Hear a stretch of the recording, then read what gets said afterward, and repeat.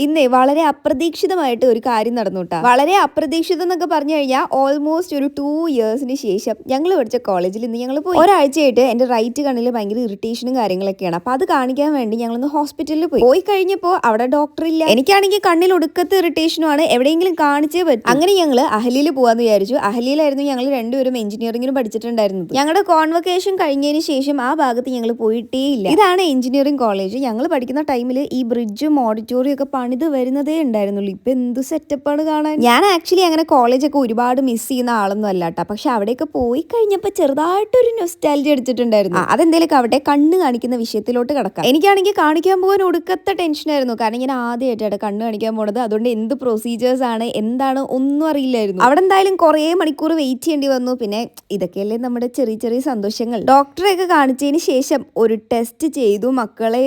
കണ്ണിന്റെ ഡ്രൈനെസ് അറിയാനായിട്ടുള്ള എന്തോ ടെസ്റ്റ് ആണ്. പക്ഷെ അതിന്റെ ആഘാതം അവിടെ നിന്ന് ഇറങ്ങുമ്പോഴും തീർന്നിട്ടുണ്ടായിരുന്നില്ല. പാർക്കിങ്ങിലോട്ട് നടക്കുമ്പോൾ ഞങ്ങൾ ഇങ്ങനെ ഓർമ്മകൾ അയവറക്കായിരുന്നു. അവിടെയായിട്ട് ഒരു ഞാവൽമരം ഉണ്ടായിരുന്നു കേട്ടോ. പണ്ട് ഞാവൽപ്പഴം പറിക്കാനായിട്ട് അജി ഒരു ചാട്ടം ചാടിയതാണ്.